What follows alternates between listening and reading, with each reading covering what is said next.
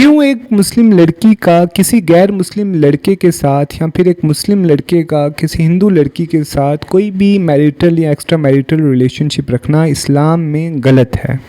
Recently मैंने एक video बनाई जिसमें मैंने ये शेयर किया कि कैसे ये OTT platforms, Bollywood web series Muslims की इमेज को टार्निश करके पेश करते हैं, गलत तरीके से पोर्ट्रे करते हैं और इस्लामोफोबिक कंटेंट को प्रमोट करते हैं, इनकरेज करते हैं। तो उसमें बहुत सारे कमेंट्स आए, पॉजिटिव्स भी, नेगेटिव्स भी, और एक जो कमेंट बार बार रिपीट हो रहा था वो ये हो रहा था that it is regressive you consider a Muslim non Muslim relationship to be wrong. So I thought to make a video on this subject. देखें, जब भी कोई इंसान किसी रिलीजन को अपनी ज़िंदगी में इंतखाब करता है, उस रिलीजन को as a way of life adopt करता है, तो उस रिलीजन में मौजूद तमाम लॉज को, तमाम कोड्स को, रेगुलेशंस को अपने ऊपर अप्लाई करता है। ये ऐसा ही है जैसे आप किसी कंट्री की सिटीजनशिप ले लेते हैं। Now once you become the citizen of that country, now it's mandatory on you to follow all the rules and regulations of that country. और ये जो रिलीजन्स होते हैं ये सोशल लाइफ को, सोशल रिलेशनशिप्स को रेगुलेट करते हैं। उसकी एक बड़ी वजह ये भी है ताकि सेक्शुअल लाइफ को डिसिप्लिन किया जाए।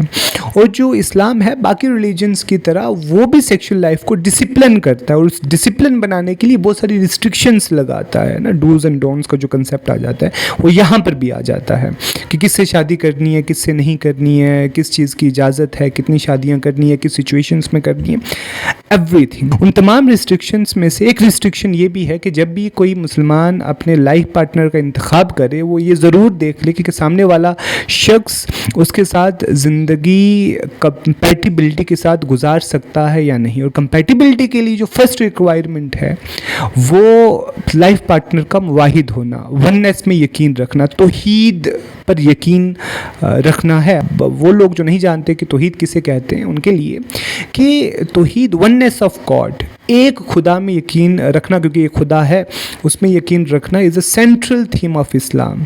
तो आपको इजाज़त नहीं है कि आप किसी ऐसे शख्स से शादी करें जो एक खुदा में यकीन ना रखता हो, ताकि आपकी ज़िंदगी में रिलीजन को लेकर परेशानियां ना आएँ या आपकी आने वाले जो नस्ल है, जनरेशन है, उसको रिलीजन पॉइंट ऑफ व्यू से परेशानियां फेस ना करनी पड़े। इसकी और भी बहुत सारे रीज़न है। एक रीज़न जो है वो ये है, ये ऐसे ही है जैसे कि एक हिंदू को किसी नॉन हिंदू के साथ शादी करने की हिंदुइज्म में इजाज़त नहीं है। Now, when you say there should not be restrictions when it comes to choose a life partner, I know from where you are speaking. My question to you, if you consider that having no restriction when it comes to choose a life partner is being more modern, तो फिर what's end to this point? ये कहाँ तक जाएगा फिर? Are you promoting no restrictions means that there can be sexual relationships between siblings? जैसे कि I know at least 25 countries जहाँ पर siblings के बीच में sexual relationships गलत नहीं समझा जाता। How about relationship between father and daughter, a son and mother? आपका इस पर क्या ख्याल है? यहाँ पर आप restrictions लाएंगे या नहीं लाएंगे? So if you are coming with restrictions here, so no, on what logic? Because as per your logic there should not be any restriction on it. अगर ये restriction गलत है तो ये restriction भी गलत होना चाहिए। अगर आपको ये भी कूल लगता है, because I know from way you are coming, you know, considering individuals liberty as the centre of universe, तो ये तमाम चीज़ें आपको एक्सेप्ट करनी पड़ेंगी।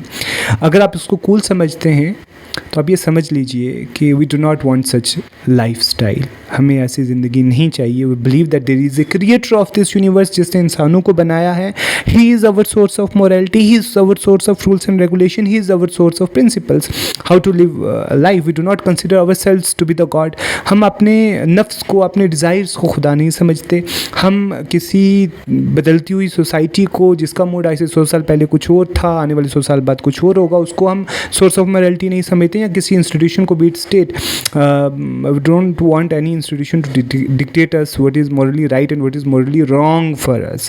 So that is why we do not follow the subjective source of morality. हम objective source of morality में यकीन रखते हैं, उसी को follow करते हैं। अब subject. So this is all about today's topic. We'll meet with another topic some other day. Thank you so much.